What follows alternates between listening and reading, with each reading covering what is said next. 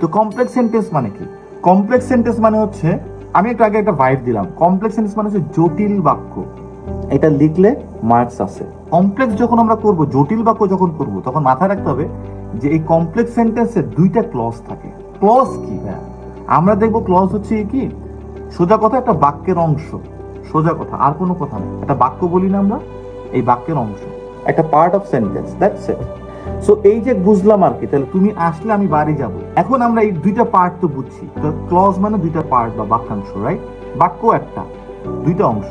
So এই যে complex সেন্টেন্সের কথা আমি বললাম, যেটা আলটিমেটলি দুইটা যদি আমাদের ক্লজ হয়, একটা ডিপেন্ডেন্ট, ইন্ডিপেন্ডেন্ট, এটা হচ্ছে এটার পার্থক্য। কম্পাউন্ডে দুইটা ইন্ডিপেন্ডেন্ট, আর এখানে একটা ইন্ডিপেন্ডেন্ট, একটা ডিপেন্ডেন্ট। ওকে, বুঝলাম ভাইয়া। তাহলে দুইটা পার্ট হবে, আমরা যখন কথাগুলো বলি, একটা বাক্য বড় করি, তখন দুইটা অংশ আসবে, একটা অংশ ডিপেন্ডেন্ট হবে, একটা ইন্ডিপেন্ডেন্ট হবে, তখন এটা কমপ্লেক্স সেন্টেন্স। তার মানে আমাকে লেখার সময়, রাইটিং টাস্ক যখন আমি লিখবো, তখন আমাকে এটা আনতে হবে, রাইট? তো এরপরে যেটা হয় যে, সে বুঝলাম আমি কম্পাউন্ড, এটা বুঝলাম, ঠিক আছে, ওকে। তাহলে ডিপেন্ডেন্ট মানে কি? ডিপেন্ডেন্ট মানে যে নির্ভর করে, আর ইন্ডিপেন্ডেন্ট মানে কি? যে নির্ভর করে না, যে একাই 100, রাইট? তো এই জায়গাতে আমি এখন বুঝতে হবে যে ডিপেন্ড করে মানে এটা, এরকম ইন্ডিপেন্ড করে এটা, ওকে। তাহলে ডিপেন্ডেন্টটা কি ভাই?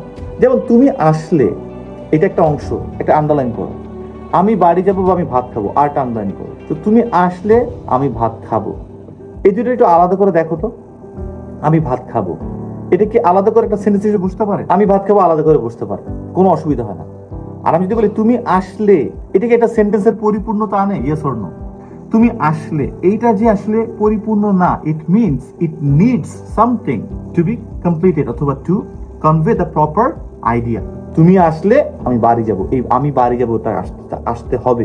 আর আমি বাড়ি যাবোটা কি? আমি ভাত খাবো, আমি বাড়ি যাবো, এটা কি? এটা ইন্ডিপেন্ডেন্ট, মানে এটা কারো লাগে না। তার মানে ডিপেন্ডেন্ট টুকু আলাদা করে সেন্টেন্স করতে পারছে না, একটা কিছু লাগে, এটাই কমপ্লেক্স সেন্টেন্স।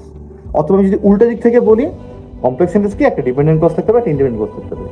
এইটা দরকার নেই বুঝার, এইভাবে বুঝো, যেটা আমি একটু আগে বুঝাইলাম, যে আসলে একটা জিনিস বলে ফেলছি, যেটা আসলে আরেকটা কিছু লাগবে, তখন এটা, এবং এইটাই চায়, কারণ এটাই তখন জটিল হয়। এই জটিলের জায়গার জন্য মার্কস আছে, এইটার জন্য রাইটিং টাস্ক 2 তে মার্কস আছে, মাথায় রাখতে হবে, এটা মার্কস ঝরে।